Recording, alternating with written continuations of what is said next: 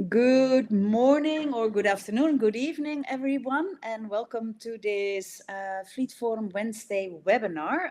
It's good to see that there's already quite a number of people joining us for today's webinar where we are going to talk about developing a career in fleet management.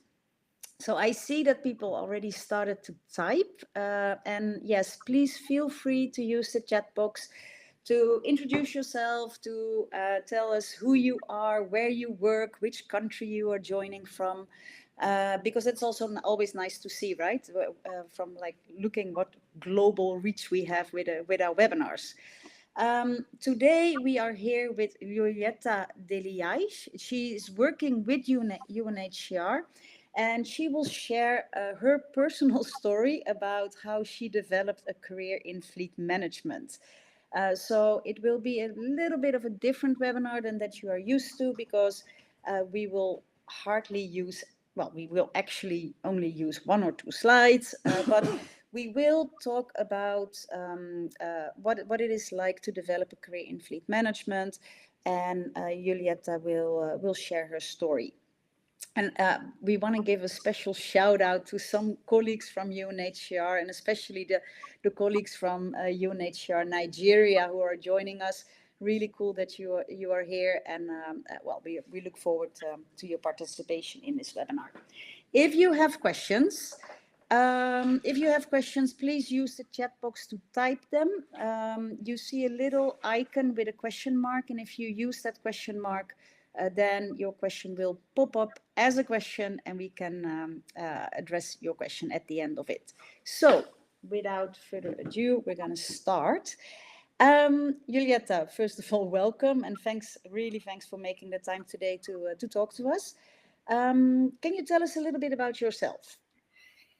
Hello, everybody. Hello, Rose. Nice seeing you all here. My name is Luljeta Delijaj. I am a citizen of Kosovo.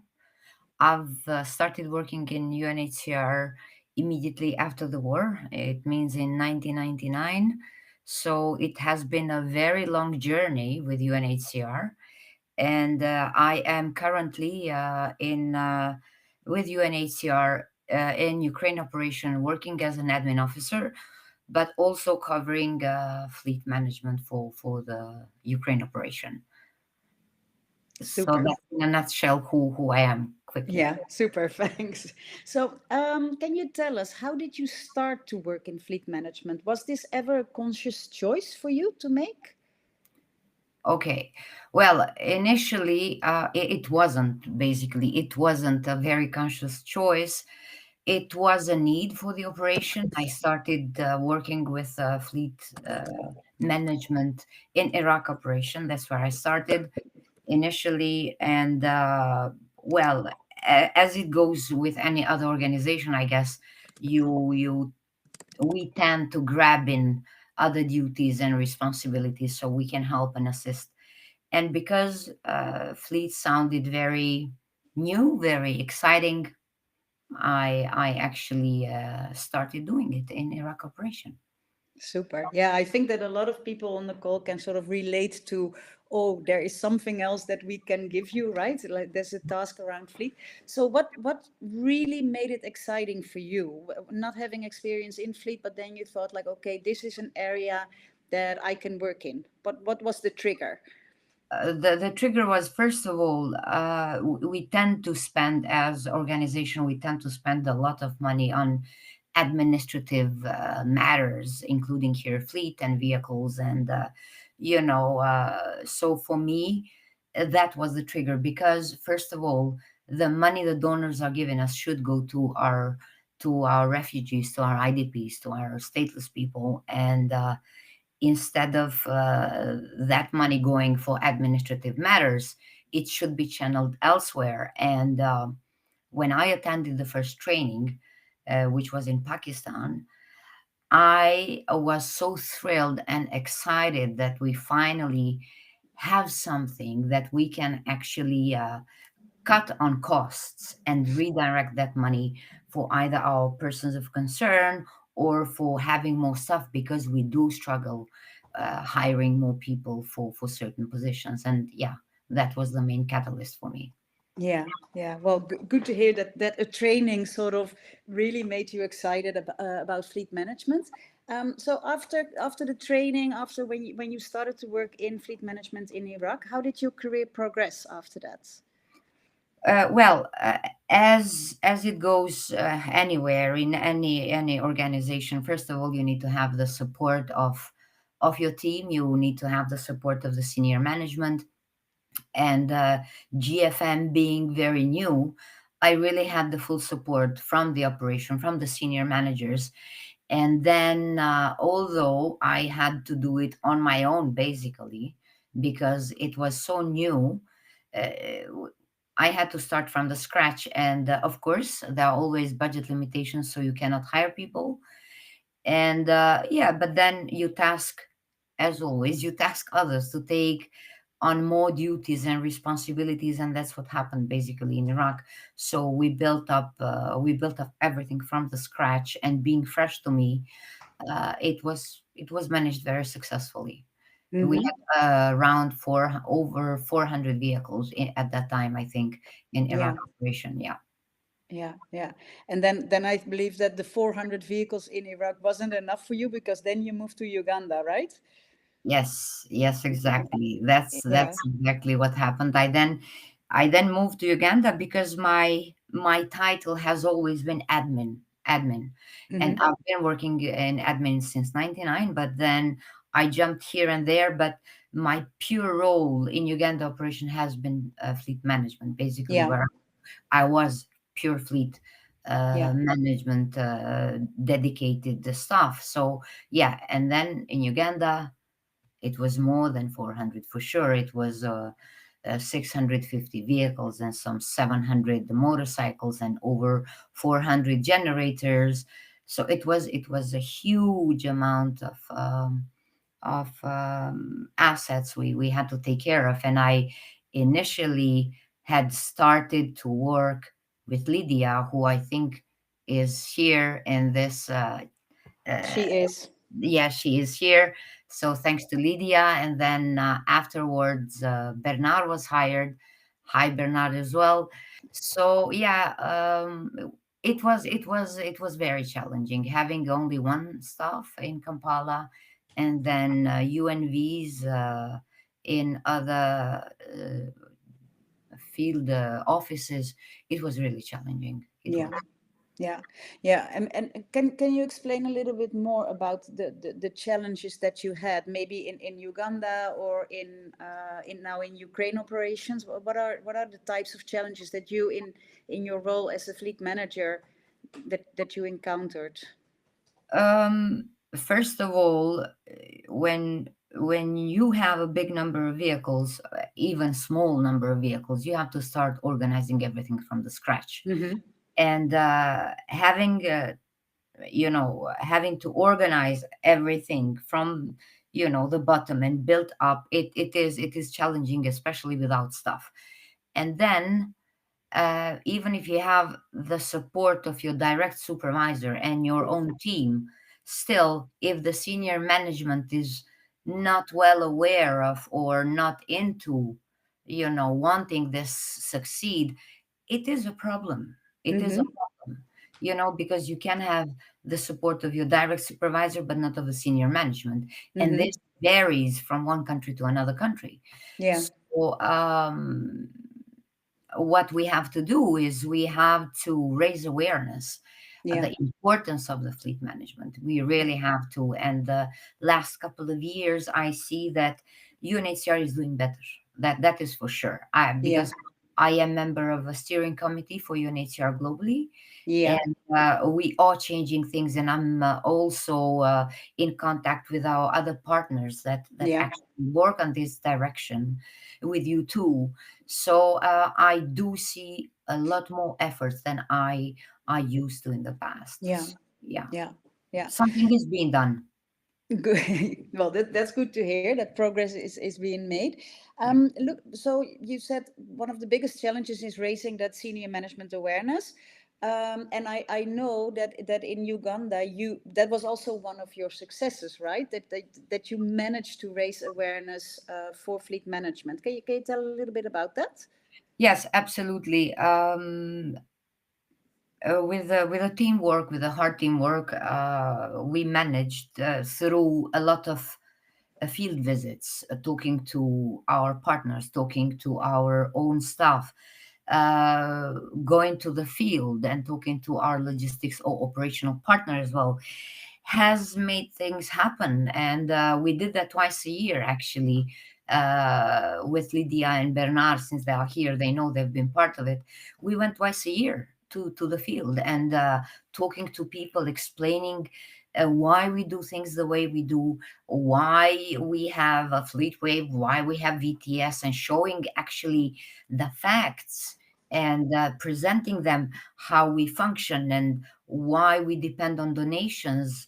And this money should go to where it's supposed to, instead of buying fuel for people going over the weekend to spend the time on lake or somewhere. So, a lot of talking, a lot of work, eh, makes miracles, actually. And it did. Yeah, We managed to decrease the idling instances, because I converted the minutes into money.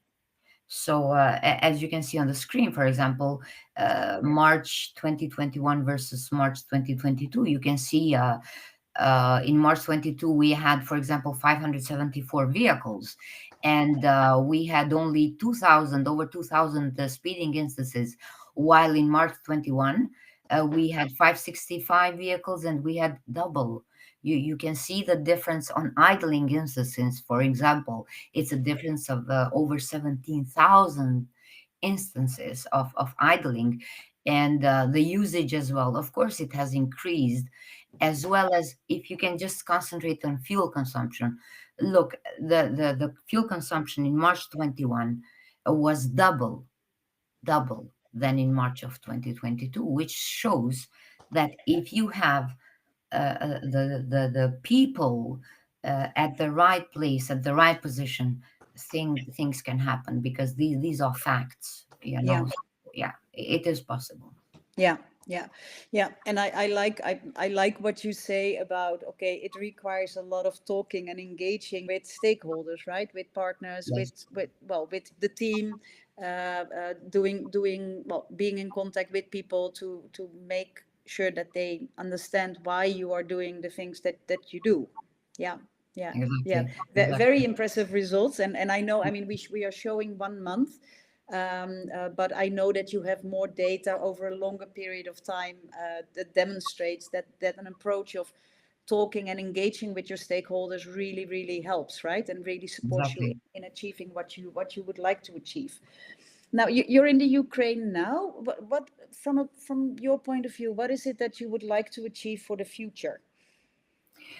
Well, for the future, I hope UNHCR is gonna invest more on a fleet management, because just a simple example, we create rules, but we do not adapt them to the countries where we operate, because we cannot copy paste the Mm-hmm. same processes globally. While I do understand that it is easier like that, still we have to engage and recreate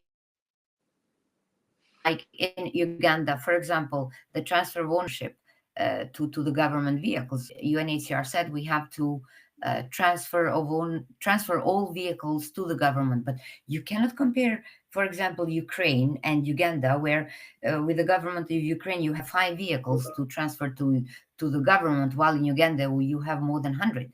Mm-hmm. Oh, I think we are losing. I think we have lost Julieta. Ah, you're back? Sorry, I don't know what happened. No worries, no worries. Okay. So we have to really convince our top senior managers that, listen, if we do this, then you're gonna save this. Yeah. Please convert everything into Yeah. financial matters, and things miraculously work because then the things are waived. I Yeah. just waived $1.5 million for Uganda operation. Instead of transfer of ownership, we said, okay, let's go with the right of use agreement. And Mm-hmm. then you save. And Yeah. that money should go to the refugees. It Yeah. should go to vehicles. So whenever you wanna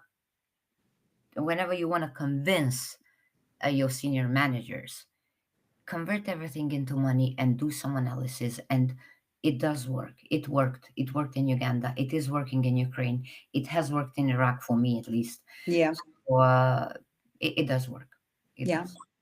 Yeah. So good message. So use the data, convert into savings, convert into real concrete savings. But also the important message here is make it about people, right? Engage people, Yes, engage stakeholders, like you said absolutely. before. So what would you, so, and I know that, well, I can see there's a lot of people on the call, on the webinar today, who are already working in fleet management. What would be your number one tip, to colleagues to make a successful career in fleet management? First of all, do your homework, and Yeah. you go, you read what do you want to achieve, right sizing, downsizing, or whatever. Do your homework. Work with people who are actually specialized, because I'm not specialized. Although I am considered an expert, still we need to engage people, external parties, especially for the organizations that do not necessarily have the right people for this. We can engage external partners to who are specialized on fleet management matters, and guide us what we have to do. We can go and we can read, and that's what I've done personally. you know but honestly, try to do your homework. Do a lot of analysis. Why is this like that? If you don't have the right platforms, try to create the right platform for following up on fuel consumption, following up on maintenance and repair, because we are talking millions. Only in Uganda, annually, we've spent 5.2 million liters of fuel. If it's $1, it is $5.2 million. So, on top of that, you imagine how much the assets cost, and maintenance and repair. So, we are talking of millions of dollars that we are spending. So, engage, interact with one another, talk to other people from other agencies. We have to have this kind of webinars and forums and conferences where we meet, because there are not many fleet managers. I don't know a lot of them, actually. So we can exchange ideas, we can talk about things, and we can solve, we can solve a lot of issues. So I do think that a lot of field visits as well, a lot of talking to people, and trying to see what are the real problems, not only on the surface, not only when the problem hits. It should be prevented. Things can be prevented. Yeah. So yeah, that's yeah, in a nutshell, that's it. What I Cool. think is most important. Thanks, thanks. And maybe the last question before we go to the questions from the people in the audience. What would you recommend to organizations who are debating whether or not to hire a fleet manager, a dedicated fleet manager? Oh man, no, they definitely have to have fleet management. That's what I'm trying to. That's what I've been advocating for UNHCR, within UNHCR, through whichever channels I'm trying to, because honestly, you have UNVs, you have UNOPS, for example, in UNHCR, but then people leave because that is Mm, not sustainable. You need to have a person that is dedicated, that is knowledgeable of fleet management matters, that can actually make a huge impact on, yeah, on, on savings, and saving people's lives at the end of the day, which is more important than anything else. Because we do see, being a member of steering committee, I do see how many fatalities we have annually. mm, So, a fleet manager can have a huge influence on that, Yeah. be it for our partners, for UNHCR, for any other agency, because it starts from the hiring. Who are you hiring as a driver? Mm, yeah. Then it builds up from there. Yeah. Yeah. Thanks a lot, Luljeta, for your insights on this topic. We do have some questions. Let me see. Um, let me. So Adrian is asking, based on the data that you showed, what threshold have you used for idling? And I think what he means is, after how many minutes is it considered that the driver is idling?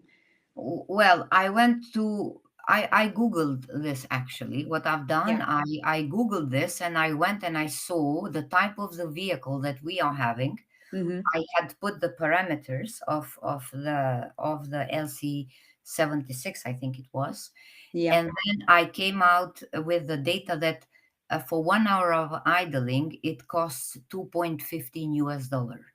And Yeah. then we have VTS, okay? Yeah. So we can see how many minutes, and then I converted them to hours, and then I multiplied by the cost. So Yeah. that's how I came up with Yeah. those numbers, and I could Yeah. convert to $3,000 per month, for example, Yeah. which is $34,000 a year, which is a lot of Yeah. money.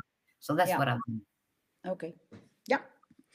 Um, we have another question. What qualifications would a fleet manager require, according to you? If you would have to hire a dedicated fleet manager for Yeah, your operation, what would you absolutely. look for? Since I haven't seen any title as a, you have graduated as a fleet manager. I haven't seen so far.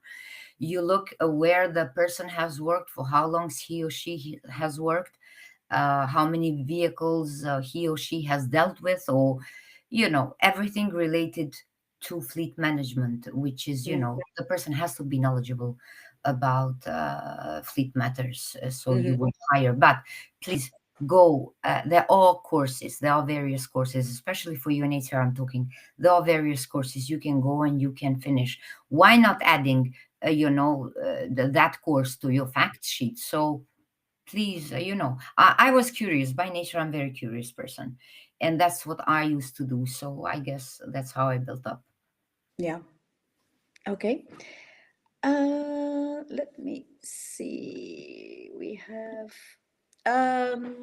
This is a challenging one. What are some of the biggest mistakes made by the fleet managers in their quest to effectively and efficiently manage the fleet operations? Okay, I listen. The biggest mistake is when you try, as I said earlier, to superficially oversee your vehicles, whether they are looking shiny and sparkly, and whether the tires are fine. Yes, the tires are fine, but have you checked whether the tires have the right arrow direction, which side they have to be turned? Have you gone and checked? Yes, fuel consumption is going, but have you gone and checked what is the average fuel consumption for a particular vehicle? Have you checked whether this vehicle is spending according to 20 liters per month? If it's spending 25, why it's spending 25? If it's not theft, then has this vehicle been maintained regularly? So all these are components that lead you to dig deeper and see what is the problem, because an LC 76 cannot consume 30 liters of fuel per month. It is, it cannot per 100 kilometers. Sorry, it cannot. It just cannot, because it's Yeah. something is not okay. So, are you disposing of the vehicles regularly? Because more you keep vehicles, the maintenance and repair is going to cost the organization more. The first year is 1,500. The second year is 2,500, and after 5 years it goes to 3,500. So all these things are interconnected, and everything is a chain. One drops, then you might not get the answer you are looking. Yeah. So yeah, I mean, it's small tiny things. that play a big role, and that's when, if they are accumulated, and if you have a lot of vehicles, then you're gonna have quite big mistakes done. Yeah, yeah, yeah, and maybe to add to that, what we experience sometimes when we work with organizations is that fleet managers, um, um, that especially if you have a big fleet, you cannot afford to go into every single little thing, right? In addition to that, and you need to really manage based on outliers as well. Or like, okay, what is out of the normal, and instead of trying to understand every single detail for every single vehicle, because you don't have the time for that, and that's also managing on exceptions, uh, Yes. to, to to get to the detail and to identify the root causes of why things happen. It starts with the drivers basically, because they know how their vehicle is their office. They know Mm-hmm. their vehicles, especially if they are assigned to vehicles, you know. So it starts with the driver. The drivers are the most important persons in our organizations, and unfortunately, we do not necessarily appreciate them as much as we have to. So we have to empower drivers, Yeah, because that's where it starts from. You have to empower, but you have to punish at the same time. You know, if there should be a balance. So if a real driver drives their car that like they would be driving their own, they would be coming and telling you, okay, this is spending too much oil, too much fuel, too much this, yeah, without you having to go into the system and check. As you said, maybe it is only one person and the person doesn't have time, but we can train our drivers to help us, yeah, yeah, and that, exactly. yeah. Yeah. This one, is it mandatory, Fatou is asking, for a fleet manager to have a background or be good in mechanics? No, it's not mandatory for a fleet manager to have a mechanical. I personally don't. But what No. I do, I go and read. I personally go and read, because it's always good for you to be informed. So Yeah, if anything happens, you can then say, "Oh, okay, but this company is not doing good because this is not okay." You can check the prices, you can check the frequency of maintenance and repair. So not necessarily, but it's good for you to be informed. yeah, yeah. I think that's the key message is it's good to be informed, but your key skill should be in management Yeah, and not so much exactly. in the mechanical part. I Technicality. fully agree to that.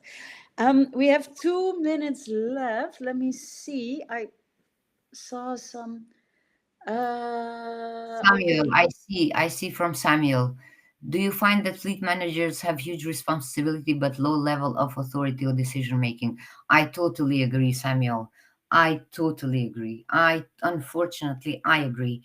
I was associate supply fleet management officer, and trust me, Lydia and Bernard knows. They know. I've been pushing with my whole self. I'm not very big, but I've been pushing a lot, a lot. But trust me, if you are persistent and if you really want to achieve something, you will.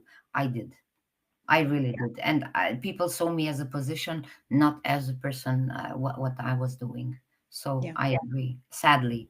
But do your thing, be professional, check your own, achievements, your personal achievements, and that's what matters at the end of the day. Yeah. Well, and with these words, maybe that was the last question. And maybe to also go back to what you said earlier is, form networks, form partnerships as fleet managers, because I think together we can increase and raise the level of awareness about the importance of the job of a fleet manager, right? And it's easier to do that with a community than it is to do it all by Absolutely. ourselves. So, Julieta, thanks a lot Thank you. for your story, for your insight. I think it was very inspiring to listen to you today, and I would like to thank you a lot. Then, for everyone on the call, on the webinar. Next week we are back. We're going to do a webinar around the lessons learned that we have from vehicle sharing between NGOs.